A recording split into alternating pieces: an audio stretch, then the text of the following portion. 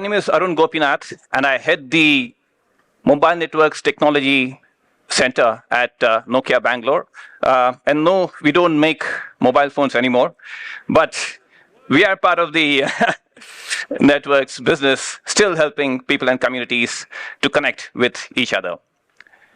So it's a great privilege to be here at the International Developers Summit, and I'd like to thank Business Finland and Saltmarsh for this opportunity. The topic that I'd like to speak on today is on how software can act as a catalyst for change, as a catalyst for building a sustainable digital future. Now, the moment we use the word sustainability, the thing that comes to mind is renewable energy versus, fossil fuels. How can we sustain the energy by using more renewable resources and so on? While that's a very important aspect of sustainability, there's a lot more to this issue.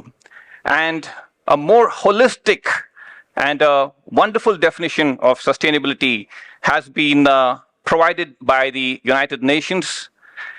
The Brundtland Commission in 1987 described sustainability as meeting the needs of the present generation without compromising the ability of future generations to meet their own needs.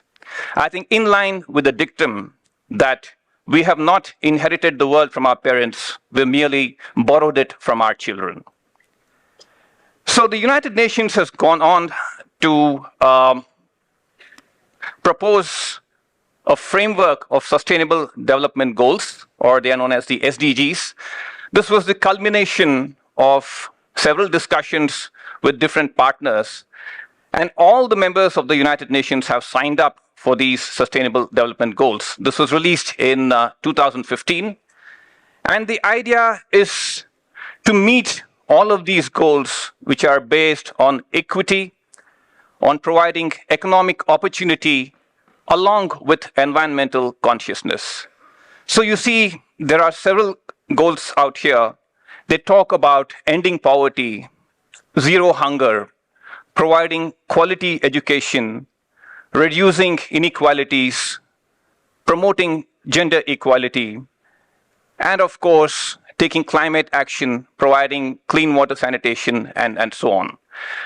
So the objective of these SDGs are to help the entire world to reach a level of sustainability by the year 2030. So we have just about 6 years to go. So I'm proud to work for Nokia, and Nokia has been championing the cause of sustainability. And we have taken some really challenging goals for ourselves. We would like to reduce our greenhouse gas emissions by 83% by the year 2030. And we'd like to go 100% net zero by the year 2040. In fact, that was the goal for 2050. We've actually advanced it by 10 years. And our approach to sustainability is two-pronged. We want to maximize our handprint and minimize our footprint. Now, what do we mean by this? About 140 nations are aspiring to enhance their economic status. Now, how can we help them in this journey? By creating a positive impact, while at the same time reducing the strain on Mother Earth. And this is what we call as maximizing our handprint, enabling by giving a positive impact. Some of the things that we could do here is to help physical industries go digital, thereby helping them to gain efficiency, but also decarbonizing them. Providing networks across the world that helps people to earn their livelihood without having actually traveled. And provide a level playing field for all by connecting the unconnected, bridging the digital divide. Now, what do we do to minimize our footprint? So in our operations, we inevitably have to burn carbon. And what can we do to minimize the impact of the same? One, we continuously improve our products by making energy efficiency a core design principle of our products. We promote circularity to reduce waste as much as possible and reuse as much of the materials. In fact, 95% of our base stations are reusable. And build in features of safety and security to prevent misuse of technology. So these are some of the aspects of maximizing handprint, minimizing footprint. Let's take one example each of handprint and footprint focus to see how software can play an important role. So one of the major agendas for Nokia is to support enterprises. By industrial digitalization, this aligns with SDG 9, which talks about industry, innovation, and infrastructure. So we feel that maximizing the handprint by helping physical industries to decarbonize and dematerialize is a great way to promote sustainability. And one of the solutions that Nokia is deploying is private wireless solutions. It's a very effective way of connecting assets like machines, sensors, and people in enterprises, let's say a port or a factory, enhanced by edge computing. So edge computing plays a very important role in these kind of setups because when you set up the edge system around these equipment, you're able to manage, operate, and maintain them even from remote. Yeah. And let's see some examples of how private wireless solutions are helping the planet. Simple calculations have shown us that just for a medium-sized factory, let's say of 1.5 square kilometers, setting up a private wireless network can actually help you save 1.6 tons of Ethernet cables. Just we celebrated Earth Day recently this week, and Nokia is proud to be a partner of this mega event, of this mega experiment called the Ocean Cleanup, which aims to rid the world of plastic. And the Ocean Cleanup has actually reached a milestone of retrieving 10 million kilograms of plastic waste. And Nokia's private wireless solutions helps ships in the marine region to connect with each other with the least carbon footprint. The video analytics software helps to accurately detect and locate plastic waste for the ocean cleanup team to actually harvest that garbage.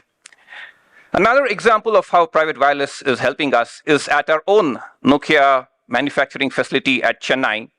We have set up private wireless solutions, and that include robos, that include IoT sensors, and that are powered by automation, IoT, analytics, and digitization. The result of all of this is an amazing 86% time reduction in setting up a new assembly line and amazing improvements in productivity.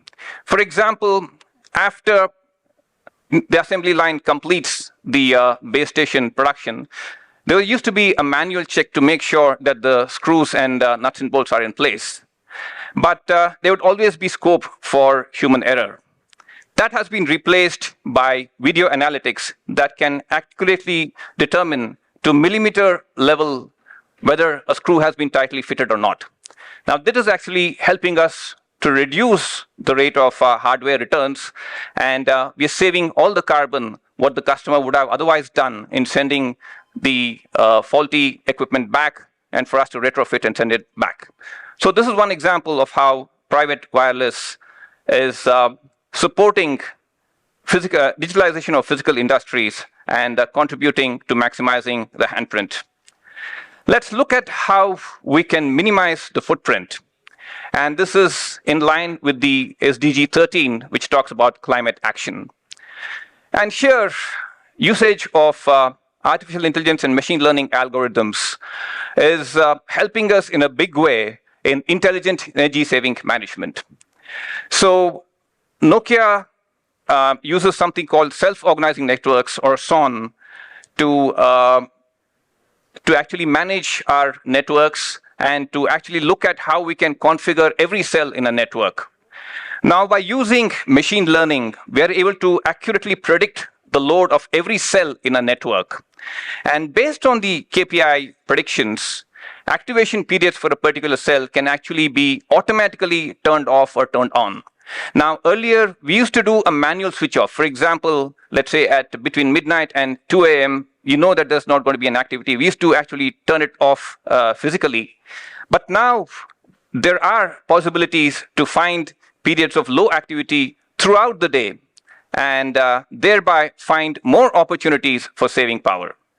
So by implementing machine learning in our intelligence service energy saving management mechanisms, we've been able to save around 15% of energy savings. This reduces human error and therefore also enhances service quality.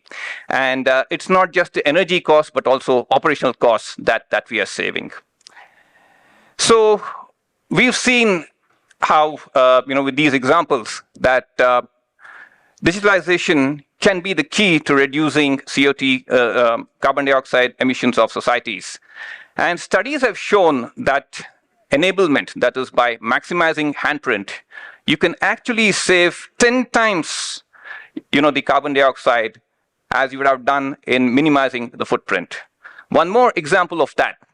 So while we test our networks, our network software, we do something called drive tests, where our testers go around the city near our cells and make sure that, with the load of mobiles, making sure that the network is behaving, as intended. Now, if we were to reduce this by minimizing the drive testing, by having software-defined network performance validation, we've noticed that we could save something like 850 tons of CO2. Now, considering that there was something like 40 gigatons of CO2 emitted in 2021, this is not too bad for one single company to actually, make these gains.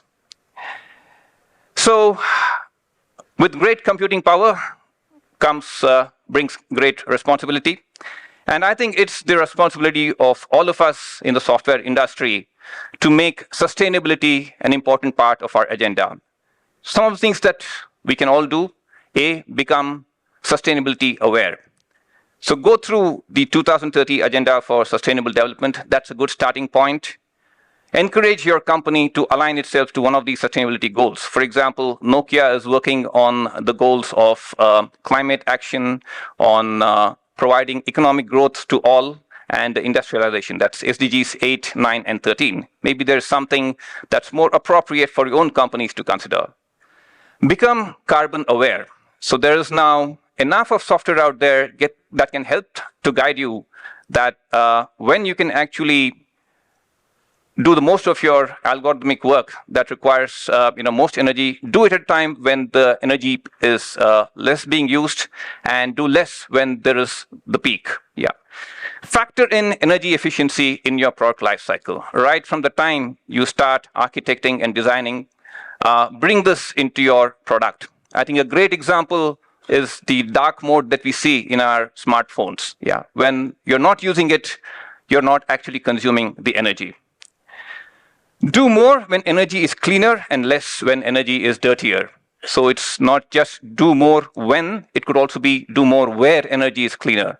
So you could choose to deploy your overall setup such that more computation happens in colder climates and as compared to the warmer climates, thereby doing your bit for the planet. And what you cannot measure, you cannot improve. So do take the effort of installing systems that can actually track your carbon dioxide usage. So there are some recommendations that I would strongly urge you to go through. So I talked about the Sustainable Development Agenda. I would encourage you to visit Nokia's People and Planet report. And there are a lot more examples of how software and digitalization is helping the cause of sustainability. I recently came across the Green Software Foundation. It's a not-for-profit under the Linux Foundation. And they have a wonderful 2-hour course giving an introduction to carbon awareness. Some wonderful guidelines on how you can design software for sustainability I could find in the World Wide Web Consortium and also Google's Design for Sustainability. So I'd like to leave you with this thought made by our CEO, Mr. Pekka Lundmark, in COP28, when he said, "There is no green without digital." And I think that's something that us software engineers can be proud of, that we are in a position to influence sustainability with our software mechanisms. Thank you for your time.